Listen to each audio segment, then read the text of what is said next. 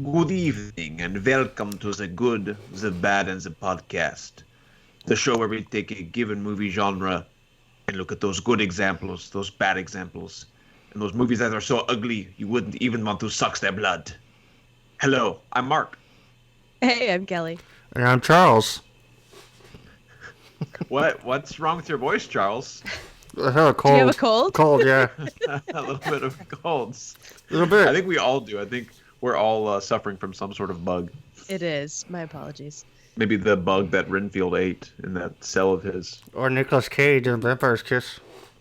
Yeah, because today we are talking about movies that explore the character of Dracula and also Nicolas Cage's Vampire's Kiss, because we had to talk about it. We couldn't resist. You can't not talk about this movie when you talk about any sort of Dracula genre. So, Charles, what are our titles? Because I can't keep them straight in my head. Okay, so we've got the... Hold on. Sorry. We got the original Dracula from 1931. That's the classic one, the Universal movie that stars Bela Lugosi. We have Vampire's Kiss from 1988, as you just mentioned. We have Bram Stoker's Dracula from 92, which is the Gary Oldman one, directed by Francis Ford Coppola. And last but maybe least, we have the Dracula 3D from 2012, I believe. So, which is from Dario Argento, the mastermind behind Suspiria and many other classic horror movies. Yeah, so this is kind of a little addendum episode, Good Bad Podcast, to our 31 Days of Horror, which are exploring all the vampire movies. So we couldn't resist doing it for a Halloween episode. It's the day before Halloween, so Yes. we're getting ready. All Halloween, everybody. What is the day before Halloween called? Up north? Well, Halloween is Hallows Eve, so it's the eve of November 1st, I think. Okay. So I thought there was something. the holiday is already an eve. I thought there was like something right the night before too. Anyway. Maybe. I think you're right, Charles. I don't know what it is though. Oh well. Anyway. Okay. All right. So. Show. Yeah, I think Kelly, you're starting us out. So this is kind of a little bit different episode, because we all kind of collectively agreed which one is going to be which. We haven't shared it with you guys, but we all already know. So. We all picked them collectively, and really it started out because I wanted to talk about Vampire's Kiss. But, Kelly, if you want to go ahead and start us out with the original Dracula. Okay, so Dracula from 1931. The synopsis is short and sweet on IMDb. It is the ancient vampire Count Dracula arrives in England and begins to prey upon the virtuous young Mina. All right, we have a trailer here.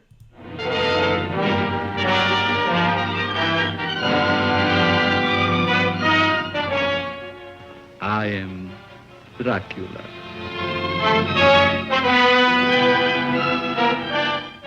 A moment ago, I stumbled upon a most amazing phenomenon.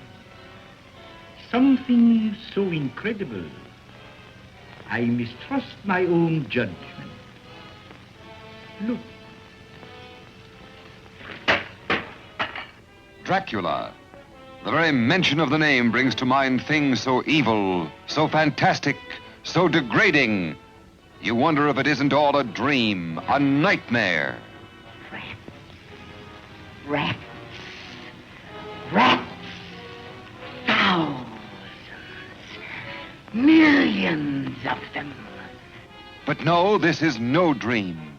This is Dracula, the original terrifying story of a maniac and a man who lived after death, lived on human blood, took the form of a vampire bat, and lured innocent girls to a fate truly worse than death. Dracula? Oh, what's he done to you, dearie? Tell me. He came to me. He opened a vein in his arm, and he made me drink.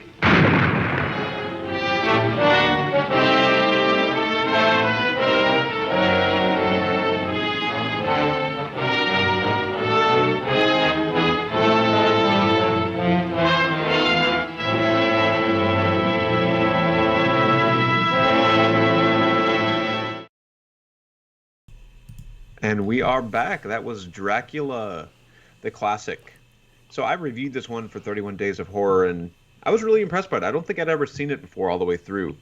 And the tone and mood they're able to strike was really great. And obviously, Lugosi, I mean, I don't know what else I can say that hasn't already been said about this performance and how iconic it is, but he really did transform himself and become this otherworldly character in Dracula and really live the part.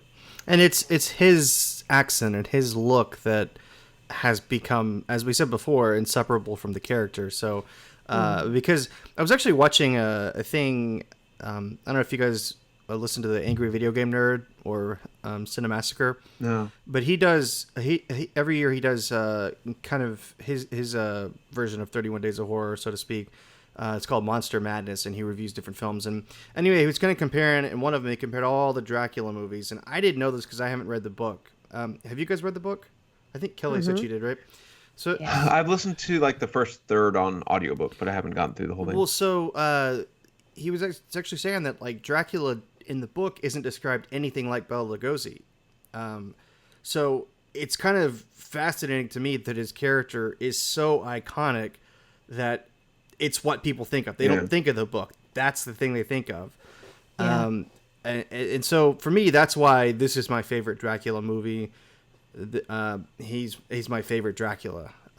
And it's something else that I always think is pretty fascinating that most people don't realize is that when they made this movie in 1931, they also made a Spanish version of it, where the Spanish crew would come in after hours during the nighttime, make their movie using the same sets and same everything, and then the Bela Lugosi and his crew, they would come in and film their thing during the day. So it's kind of fascinating, and the movies are, as you'd expect, they're similar, but they're also very different. The Spanish one is, I think, like 30 minutes longer, if I'm not mistaken, and Micah hates that version.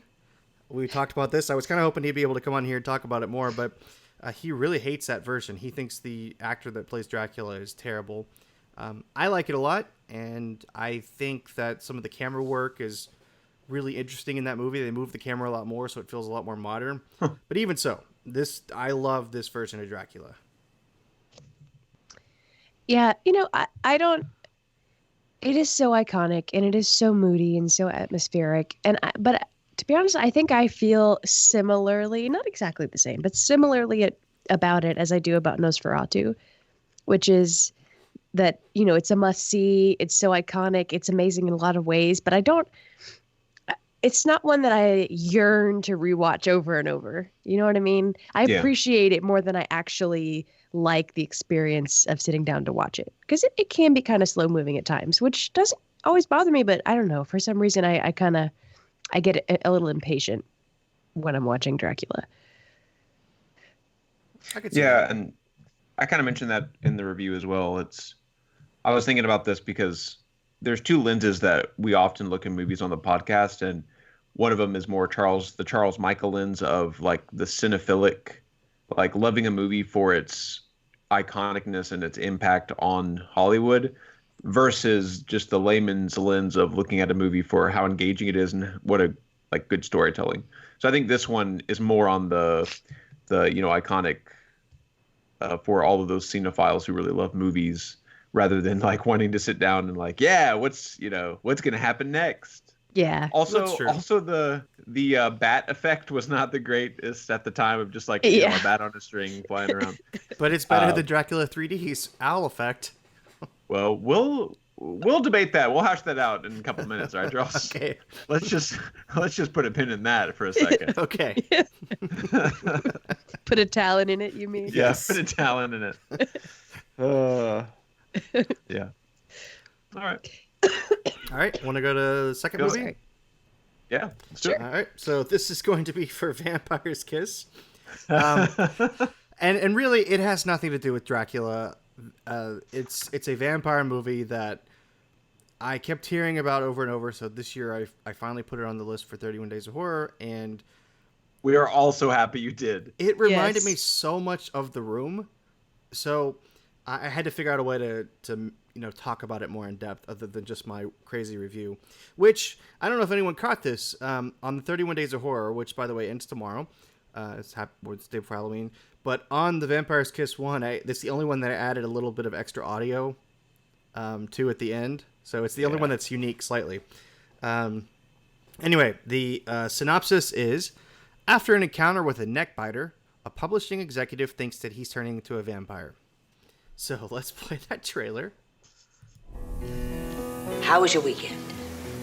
It's all right, you know. It's nothing earth-shattering. He was an ordinary guy. Morning, everyone. Morning. Looking for an extraordinary love. I'm Peter Love.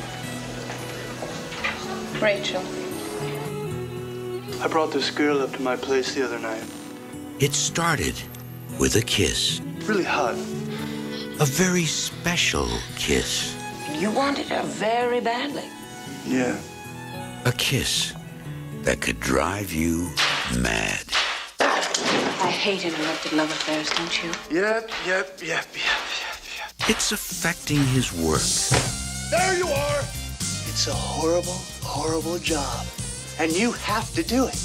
It's ruining his appetite. My next appointment with you is Tuesday afternoon. I'd like to make it sooner. It's spoiling his sleep. Sooner. And don't think people haven't noticed. Am I getting through to you? Over! He is so eccentric. My. For Peter Lowe, Oh, sooner. that's just love Love. in the big city. Yeah! Don't laugh. I'm a professional. I don't lie. I'm a vampire! I'm a vampire! I'm a vampire! Nicolas Cage, The tortures of the damned! Maria Conchita Alonso, Shoot. Do it or I'll fire you. Do you understand? Not the floor, Alba. and Jennifer Beals. You're so pathetic. Vampire's Kiss. Strange stuff. I'll never do that again. Jeez. All right, we are all laughing at that one. This is one of the best movies ever made. People, you must go watch it. Wow, okay. I love hearing that.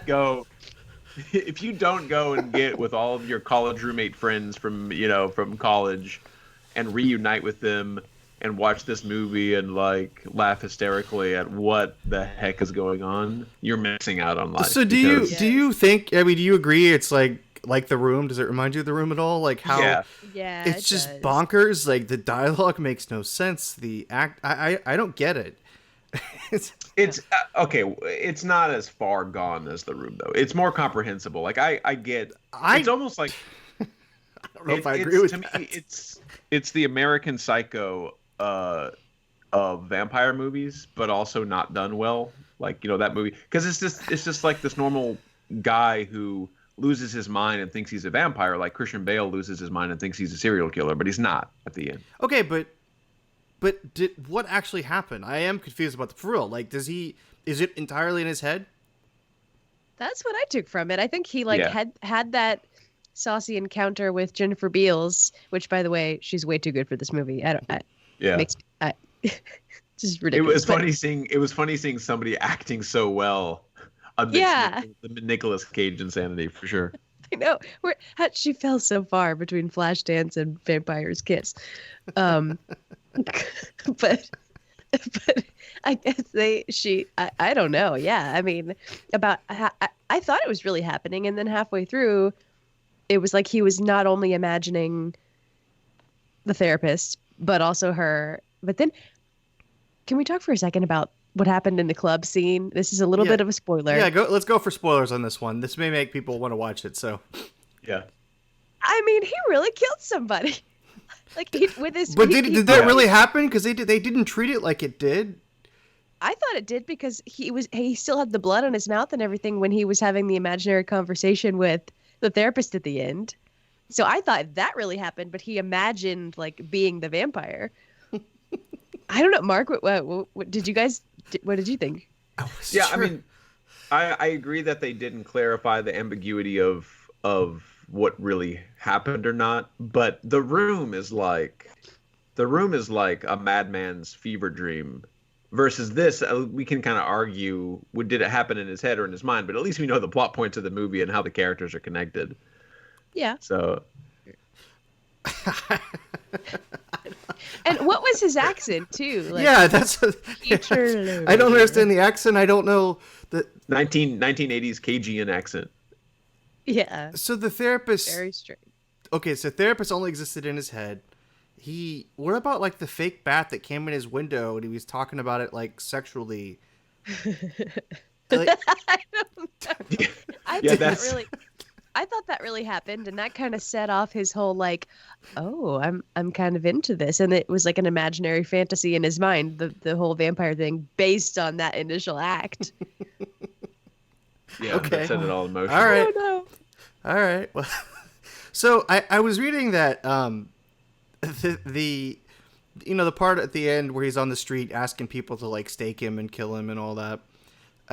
Apparently, a lot of those weren't actors. Like he was going up to strangers on a street and they were shooting it from far away to get their unscripted reactions. It looked pretty authentic. It looked pretty authentic. I don't know why. This is such a terrible. But you need to watch it because it's funny. I kept reading online that because it had its 30th anniversary last year, and I kept reading that people think it's way ahead of its time, or it was way ahead of its time, and I liked your review too. It's still way ahead of its time. That was a guy at my work actually said that. He's like, yeah, it must still be way ahead of its time because I don't get it, and it's true. Now going back and talking about it, when you start analyzing it, it actually sounds like an intelligent film. We're like, did it happen in his head? Was it this? Was it, or even the fact that he ate that roach, and they really did that. You could say that Renfield did that in all the other Dracula movies. So that's kind of inspired, I guess. His walk in the club at the end, his crazy Nicolas Cage look, he was doing like Nosferatu. He was inspired by that. So there is a lot going on. It's just collectively terrible. I don't know. There's a lot of heart. You can tell they were really trying and making a product that they wanted to make. It wasn't like they were going half tilt. They were all in on whatever they were trying to achieve. That accent drove me nuts all throughout. Because it reminded me of Keanu Reeves' accent a little bit. It's almost like a fake British accent. Yes. I don't know. Yeah. But I kind of liked it because it's this guy going crazy who's not really British and he's not really a vampire, and so he's kind of like has this weird accent because he's a weird guy and he's like, I don't know. Yeah. He's not well read. Oh, and can we also talk about the file folder? With Alva! OMG. So the main conflict between him and his secretary is this file that she can't find. And it's like 3 weeks and she hasn't found it yet. It's like, I'm so sorry, sir, but, I've been very busy looking for other files that I haven't been able to find your file yet. Like how? Really? Well, hold on. Now this is gonna be an awkward transition, but then he rapes her. He chases her down and rapes her, and they just gloss over it. I mean, she cries, but it's just bizarre. Like even that, I wasn't sure if it happened. Well, I don't think did he fully rape her, or he attacks her and then she shoots him with the blanks. I thought and then he freaks out and thinks he's invincible, and that was kind of cool too. Like she put these blanks in this gun to defend herself against her boss who's getting creepier and creepier, and he finally attacks her and she like shoots at him with the blank, and he thinks he's invincible and a vampire, and therefore that's the evidence that he's a vampire. But I don't think it was he did attack her, right? So I'm not minimalizing it, but. No, and I'm not saying you are. I wasn't sure what happened because it felt like the film just kind of glossed over that. Right. You're right. They didn't make it clear that. Right, and then it's like he's still demanding things of her, and it just was weird, and it got icky, and then I wasn't sure what to think, and that's the main plot actually because it's they're the main characters, and then it's like her brother, all that. It just I don't know. there was I kept waiting for there to be this big aha moment about like what this little side plot even, where it was going, why it was in there. And I guess it was just a catalyst for the brother to, rise to her defense and avenge her and like go stake Nicolas Cage. But it was so insane because at the beginning, because you hear, so Nicolas Cage is having her search for this file folder and he's being a total jerk about it. And am I getting through to you? Oh. Alba! And then, but he calls the guy, the boss who's like in charge of this contract that she's searching for, and you can hear him over the phone, and you hear him say to Nick Cage, oh, it doesn't matter. Like, you don't need to find the file. It's totally fine. Take as long as you want. And then he pretends to Alva for some reason. He just goes on for the next 45 minutes, like still making her really do it. Yeah. And why? Now, we would also be remiss if we didn't talk about the meme scene where his face he makes has become a meme.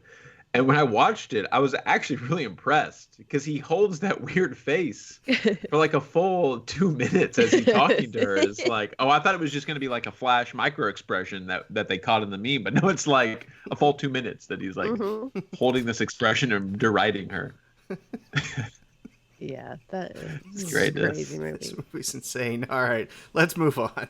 Okay. So this will be Bram Stoker's Dracula, which Kelly is going to read you the synopsis, and then we'll play the trailer. Okay. All right, from 1992. The centuries-old vampire Count Dracula comes to England to seduce his barrister Jonathan Harker's fiancée Mina Murray and inflict havoc in the foreign land. All right, here we go.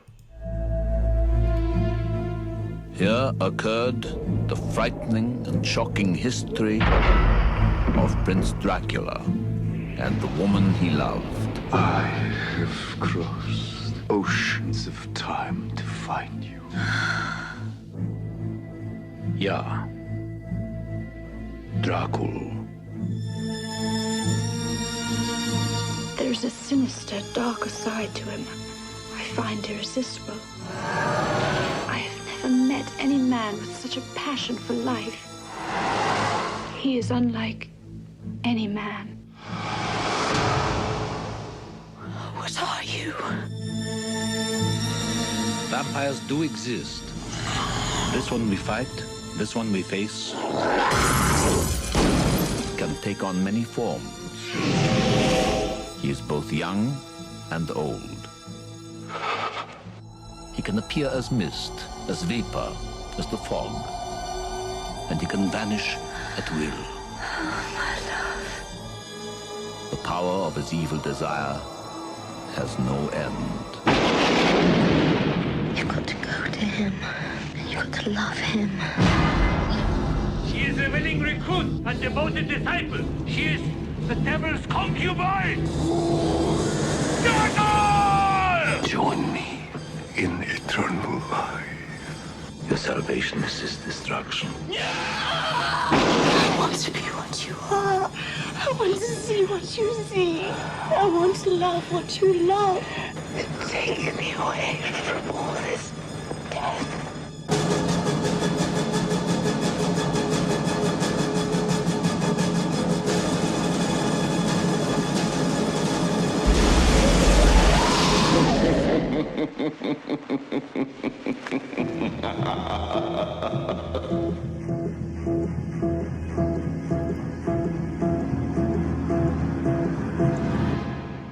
Make no mistake, he must be stopped.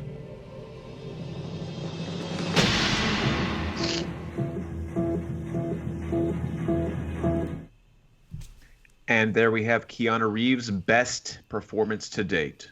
Bram Stoker's Dracula. There's What? he's Y'all not agree? He's honestly, if it go ahead, Marks. It's your. Kelly and I reviewed this movie. What do you think? We reviewed it in the past. Well, just about. I didn't say that again. You're cutting out a little bit. Oh, sorry. I was saying that Kelly and I feel like longtime fans know what we think, so just want a little bit of fresh perspective on it, Mark. Well, in terms of Keanu Reeves, I didn't hate his performance as much as some people tend to. He still wasn't the best cast, but I read something that everybody kept expecting him just to say "dude" at the end of all of his lines. Yeah, he's kind of the worst part of this movie. I kind of think if he wasn't in it, maybe it'd be a lot better. But yeah, I don't like this movie at all. Every time I want to love it. That I was just saying when that trailer was playing, the trailer makes it look like an amazing movie. It really does, and all the big actors in it. Gary Oldman. Yeah. This is a lot of people say this is their definitive Dracula. They think Gary Oldman's the best Dracula, and go ahead. What don't you like about it? It's just bonkers. It's the tone is really goofy to me. It's never quite right. It doesn't ever feel super scary to me. Really? Yeah. Kelly, go ahead. Bram Stoker's Dracula. Back me up on this, Kelly. Because go ahead. Yeah, go ahead, Kelly. What do you think? I agree with Charles. I love to hate on this movie. I've seen it many times. It's terrible every time. I just nothing about it really lands for me. I don't like Gary Oldman at all. I don't either. Dracula. And I don't know if it's because of his costuming or just the way he acts. I mean, I know the costuming is not his fault, but it's just very strange. Like his little John Lennon glasses and the crimped hair. And I know this is not unique to Bram Stoker's Dracula, but I hate the Dracula as love story thing. I don't know. I guess we all just decided that was what we wanted the story to be, and so that's what it always is forevermore now. But that's added for the movie, right? The book does not have any of that, right? Right. No, it's not. Like, there's no tragic romance. There's no reincarnated love. And so they really turn that up to 11 in this movie, too, which I think is another reason why I don't really care for it that much. But you know what it reminds me of? It reminds me of The Scarlet Letter with Gary Oldman, where it's like they took this classic and they went like sideways with it.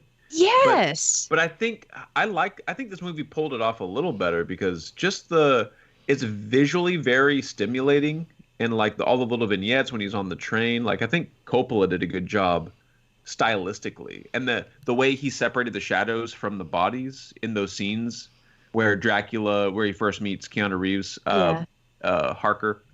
And he's like the shadows on the thing, and you think it's him, but then he moves away from the shadow and like comes around to the other side. Like a lot of the supernatural elements were really well filmed, and the use of color was really vivid and stimulating. It is, and I agree with all of that. And actually, I was going to say, Kelly, going back to that Angry Video Game Nerd thing, the Cinemassacre video, where he was comparing all the different Dracula movies to the novel, and out of like he reviewed I think 12 of them. And this was like really, other than the love story at the beginning, it was really close to the book. There was only like one other out of that set that he thought was a little bit closer. He thought they really threw in a lot of the elements, like, and used them well. So yeah, that's valid. But I remember being freaked out by the three sisters scene in the book when they come and visit him in the middle of the night through the window, and that's in the movie too. But yeah.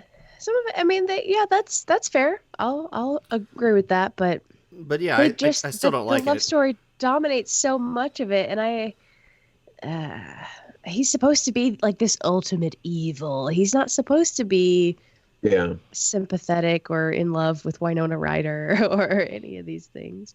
And it's just like some of it's kind of too over the top for me. Like I see what you're saying about the overlays and some of the saturated colors and the interesting visuals, but like in the train it was like the mountains on eyeballs on parchment paper on it's like there are too many layers. Yeah, it's very lush. Very lush. It's very lush. It's almost just too lush for my eyeballs to handle. So then, okay, so if Dracula isn't the protagonist, then would it be Mina? Like in terms of like a hypothetical movie, would you make Mina the main character? And what would be the storyline? Like Dracula's the villain? I mean, I wish they would have just kept it as like the book. Like he's. I mean, she factors hugely into his. Like he does, kind of, initiate her transition into becoming a vampire and uses her to like control her to see where they are and and all that, but there's no love connection. So I think I think that would have been interesting enough on its own.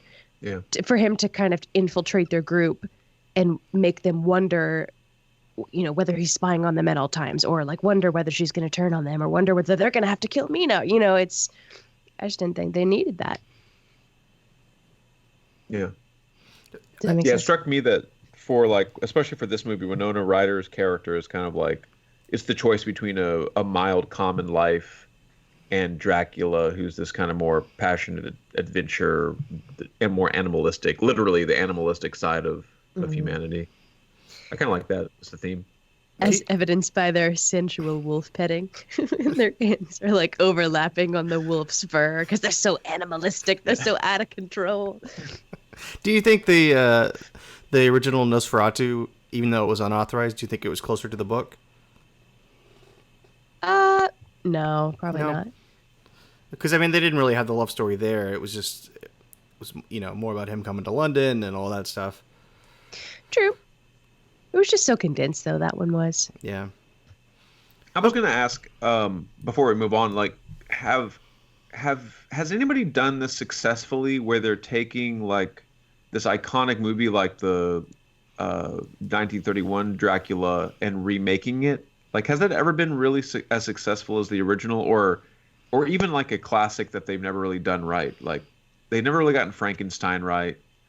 Mm-hmm. They never, they keep remaking Dracula, but it's never as good. You mean do you like think of a time specifically from a novel, or do you just mean like another classic movie? Okay. Or another classic movie. Well, because I was gonna say the Thing. I think the Thing remake in the '80s was great. Yeah. That's one of my favorites. Excuse me, sorry. I don't know. That's a really good question mark. It just makes me wonder why they keep. I guess it's a cash cow, but just why they would keep redoing this in all these different iterations when they got it so well with Bela Lugosi's. Well, there's not. And the thing is, there's not much more they can do with Dracula. Like they almost have to go in a completely different direction to make it good, and then you're gonna fall flat on your face, I think, because it's gonna be so weird. Yeah. I have not seen Dracula Untold. That's kind of one of the more recent ones. I saw that, actually. It wasn't bad. Did they expand on a lot of it? Is that what the whole thing was? Did they give more backstory? Kind of, yeah. It's about like how Dracula became Dracula, and they do tap into the tragic love elements. Was that Fassbender that played him in that? No, it was something else. It was the guy who played Bard in the Hobbit movies. I always forget what his name is. Yeah, and he's also in the Beauty and the Beast movie, right? Isn't he? Yes, yeah. Gaston. Luke Evans? Luke Evans. Yeah. Mm-hmm. Okay, yeah. Anyway. All right. It's not bad, actually. Are you guys ready to move on to our last one of the night? Yeah, sure. Last one of the night. Okay, this is you, Mark, for the synopsis, I believe. I was going to say, speaking of weird, Asia Argento stars in horror legend Dario Argento's sexy spin on the classic tale about the sharp-toothed count who craves human blood. Here's the trailer.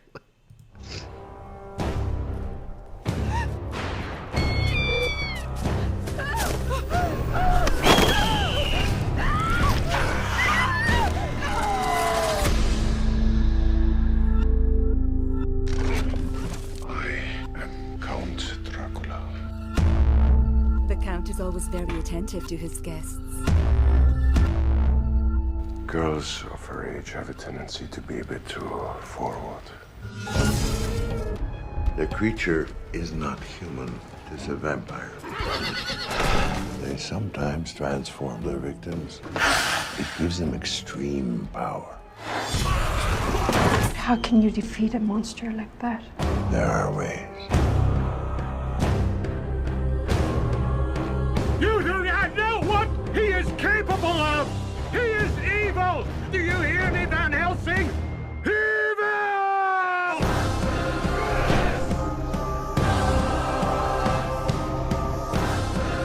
In the name of God, I command you, go back!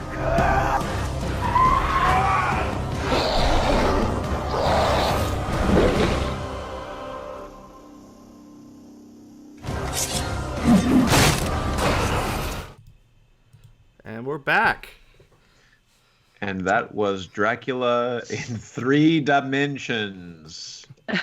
I just showed my students, this is a complete tangent, but my students the Treehouse of Horrors Simpsons episode where Homer gets 3D'd. Have y'all seen that one? Yeah. No. I remember those. Anyway. All right. So do you guys want to trash on this movie and then I defend it a little bit, or do you want me to defend it a little bit first? Well, and actually, we haven't really been saying this, but just so we're clear, Dracula from 31, that's our good pick. We collectively picked. Vampire's Kiss and Bram Stoker's Dracula were both our ugly picks for this. This is our bad pick. Unless Mark may surprise us all, but this is collectively what we were going to say. Go ahead with that little caveat. Yeah. I don't know. This was more watchable than a bad movie for me. I would put it in the ugly category only because it was such a singular experience watching this. I don't even want to call it. I don't even want to call it a movie because it didn't feel like any movie I'd ever watched before. There was such a heavy reliance on computer graphics, like CGI, that it felt like its own kind of movie. It's weird. It's almost like its own weird genre. Terrible of like, CGI. Terrible. Yeah. To be clear, terrible CGI. Okay. But they threw all their chips down on They this, did. and they were like, They you know really what, went for we're it. freaking going for it. And so, like Charles mentioned, the lighting's kind of weird because of it, and that's the biggest problem I have with this movie. Actually, seriously, because every scene is not scary because it's lit so strangely, like day for night, and it's just all flat, weird lighting. But I kind of liked it. I don't know. I enjoyed watching. I'm like, at first I thought this must be the wrong movie that I was watching, because it felt like a YouTube video short that somebody did, and it just kept going, right? Like, I don't know. It's from was a Dario very surreal... Argento. This is the guy that did right? Suspiria. Come on. Yeah. He's known for like the flair and how flashy his movie, like they look amazing and the colors and all that. And then this comes along and you're right. It looks like a student film in the worst possible meaning of that. If that doesn't offend students, it's terrible.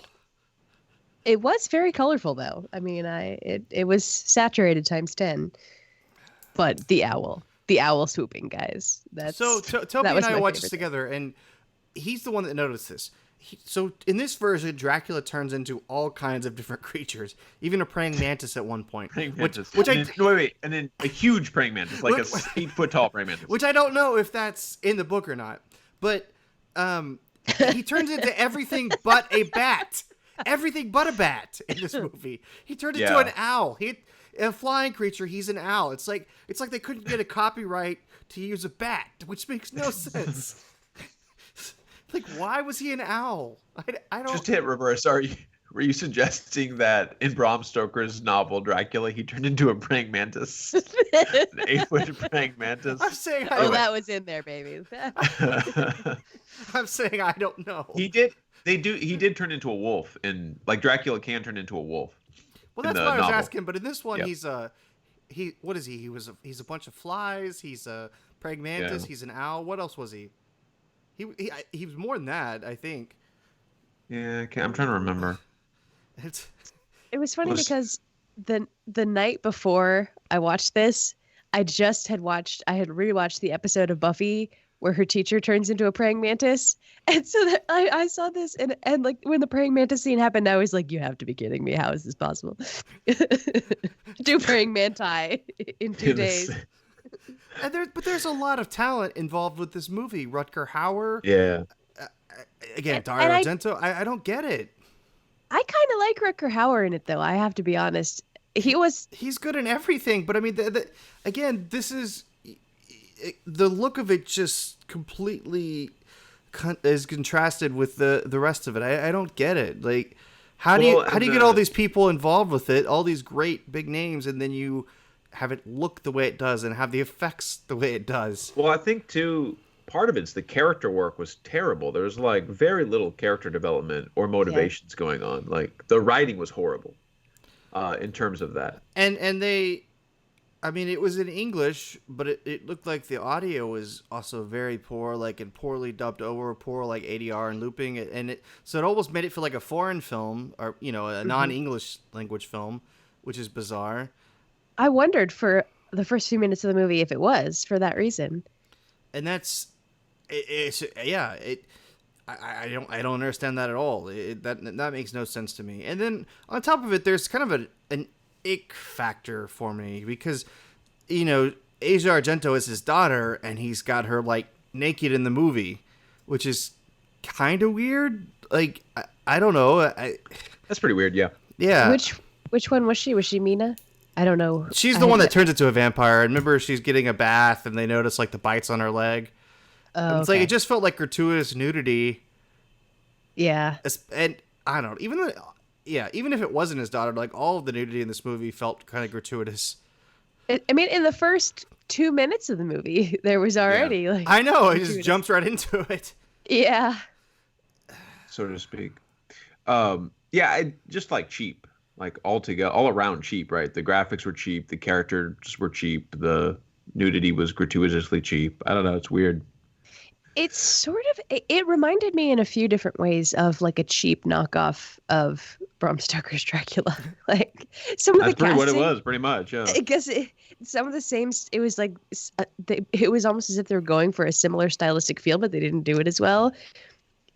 And this is from someone who doesn't even like that movie, but, and the casting, Mina reminded me a lot of Winona Ryder. Rutger Hauer reminded me a lot of Anthony Hopkins. It was just, I don't know, but I have to say I did like I'm blanking on his name, but the man who played Dracula, I thought he was a pretty interesting Dracula. So I didn't realize at first, but have you guys seen the Pianist with Adrian Brody? Yeah, so he's the German guy that takes him in that movie. Oh, you know what I'm talking about? Yeah, when he's hiding. Yeah, that's the guy, and he's great in that movie. So he also reminded me a lot of Liam Neeson. He looked like Liam Neeson a lot in this movie. So you have, again, that's something else you have going. All these really good pieces. I don't know. I just don't know how it was made. Like I just feel like all of those someone along the way should have said, "Wait, I'm turning into a praying mantis and I'm attacking. What am I doing?" Yeah. It's Dario Argento. You can't tell him that. You can't question him. And even the gore felt out of place. Like there was only there was a couple like really gory scenes, like when Dracula attacks people that felt so far removed. Which was kind of cool to me because it was shocking that it was kind of subdued, and then he like goes brutally murderous on everybody.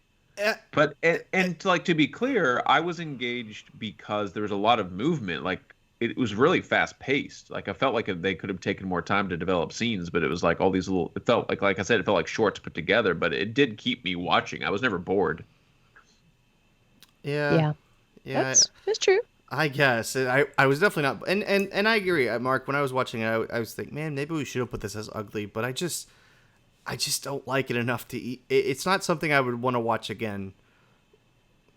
I don't think we could put it in ugly because I don't think it's a movie. I think it's something else entirely.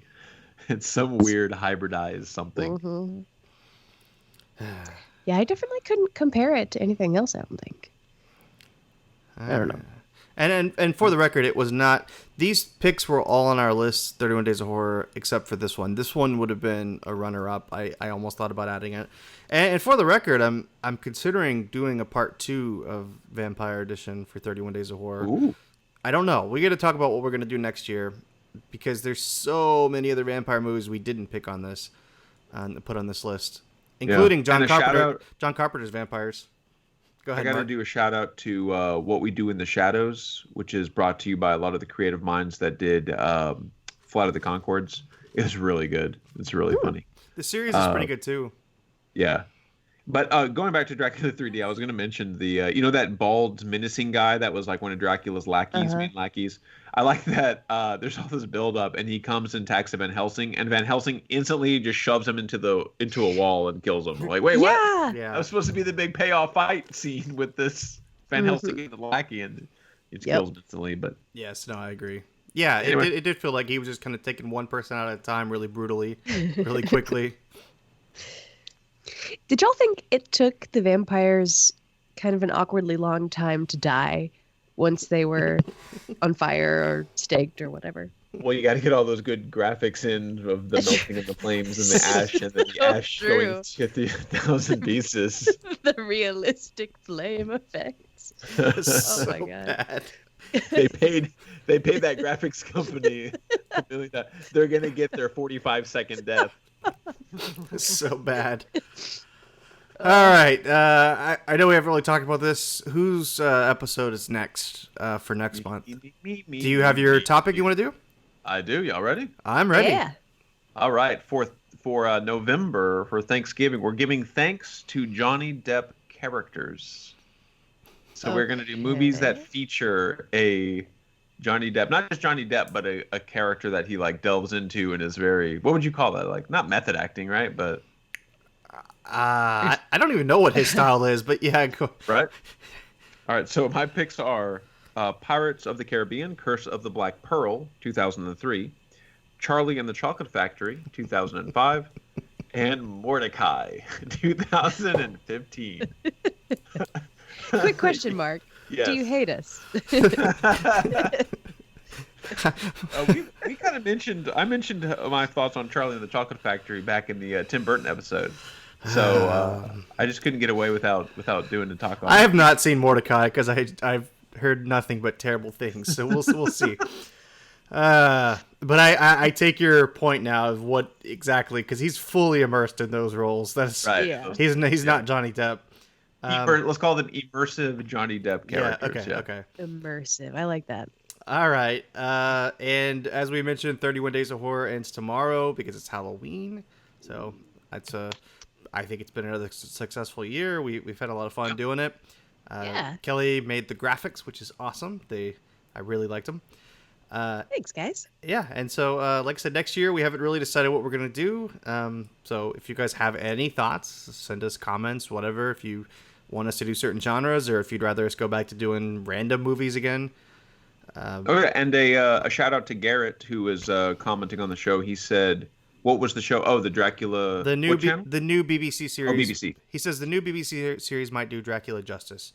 And in fact, going back to that Cinemassacre thing where he compared all the Dracula movies, there was a BBC Dracula, I think I want to say from the 70s maybe, that they said was the most accurate to the book. And Bram Stoker's Dracula was the second most accurate.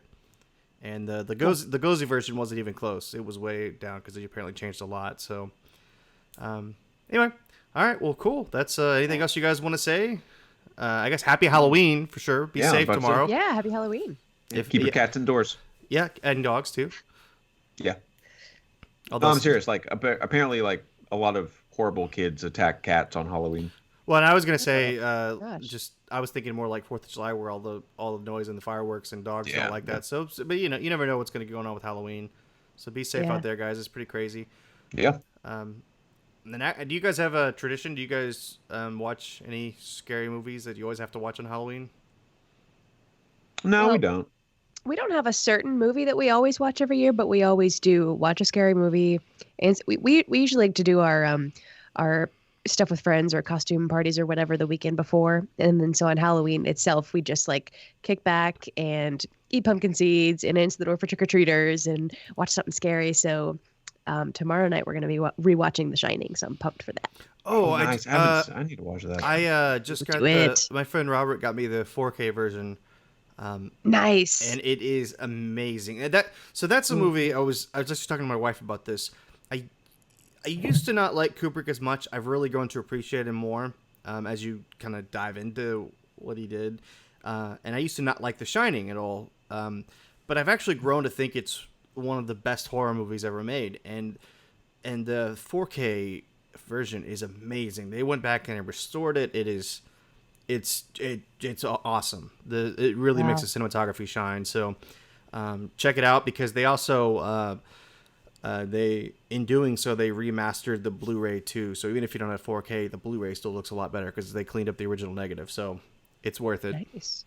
Okay. Nice. Cool. I'll have to invest in that because it's my jam. Yeah, but I usually watch the original Halloween, so that's probably what I'll be doing tomorrow sometime. I always got to put that on.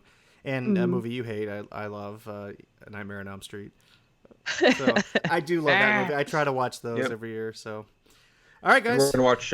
We watch Charlie and the Chocolate Factory every year. So actually, I was gonna say when you said for Thanksgiving, Mark, I thought you were gonna say Thanksgiving. Oh no! Yeah, we should have. That's the Let's do it. Gobble, Let's just gobble. do Thanksgiving. Full episode on Thanksgiving. It's worth it. Don't tip Charles. He'll go for it. I will go for it. You're the one that showed me that movie. For you and Aaron showed me the first time. That reminds me of how we met. Yeah. All right. Well, guys. Well, I guess you can thanks for check us out at itsjustawesome.com or on iTunes and Twitter at Good Bad Podcast, all one word. So once again, happy Halloween. All right. Thanks, guys. Have a good one.